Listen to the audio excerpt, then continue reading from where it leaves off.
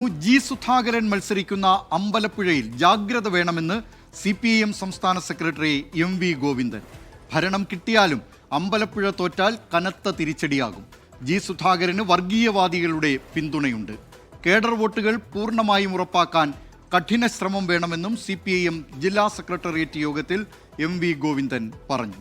വിവരങ്ങളുമായി ആലപ്പുഴയിൽ നിന്ന് അശ്വിൻ പാലാഴി ചേരുന്നു. അശ്വിൻ പാലാഴി, അമ്പലപ്പുഴയിലെ മത്സരത്തെ വളരെ ശ്രദ്ധാപൂർവമാണ് CPIM കൈകാര്യം ചെയ്യുന്നത്. ജാഗ്രത വേണം എന്ന നിർദ്ദേശം നൽകിക്കഴിഞ്ഞു. വോട്ടുകൾ കൂടുതൽ ഉറപ്പിക്കുക, ഭൂരിപക്ഷം വർദ്ധിപ്പിക്കുക തുടങ്ങിയ കാര്യങ്ങളൊക്കെ CPIM ജില്ലാ സെക്രട്ടേറിയറ്റ് യോഗത്തിൽ MV ഗോവിന്ദൻ വിശദീകരിച്ചതായാണ് അറിയുന്നത്. എന്തൊക്കെയാണ് കൂടുതൽ വിശദാംശങ്ങൾ?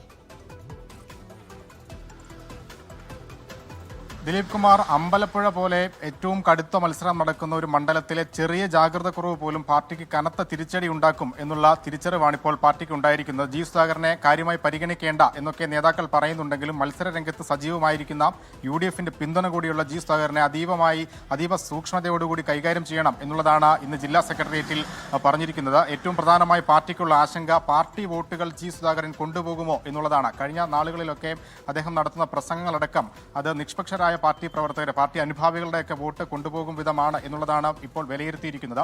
അതിന് പുറമെ നിലവിലുള്ള കേഡർ വോട്ടുകൾ ഉറപ്പിക്കാൻ ഒന്നുപോലും പുറത്തു പോകാതെ പാർട്ടിക്ക് തന്നെ ഉറപ്പിക്കാനുള്ള കഠിന പരിശ്രമം മണ്ഡലത്തിൽ നടത്തണം എന്നുള്ളതാണ് ഇന്ന് സംസ്ഥാന സെക്രട്ടറി പങ്കെടുത്ത ജില്ലാ സെക്രട്ടേറിയറ്റ് നൽകിയിരിക്കുന്ന നിർദ്ദേശം.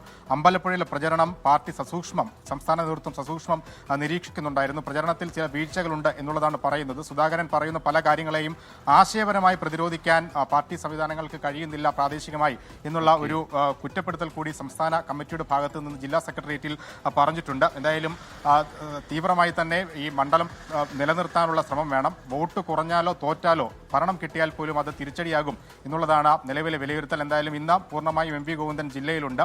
അമ്പലപ്പുഴയിലടക്കം വരും ദിവസങ്ങളിൽ അദ്ദേഹം പ്രസംഗിക്കുന്നുണ്ട്.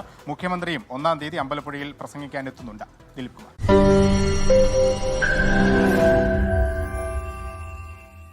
ലോകത്തെവിടെയായാലും ഏത് സമയത്തും 24 വാർത്തകളും ഓഗ്മെന്റഡ് റിയാലിറ്റി പാക്കേജുകളും എക്സ്പ്ലെയിനറുകളും വിശദമായി കാണാൻ ഞങ്ങളുടെ YouTube ചാനൽ നിങ്ങൾക്ക് സബ്സ്ക്രൈബ് ചെയ്യാം.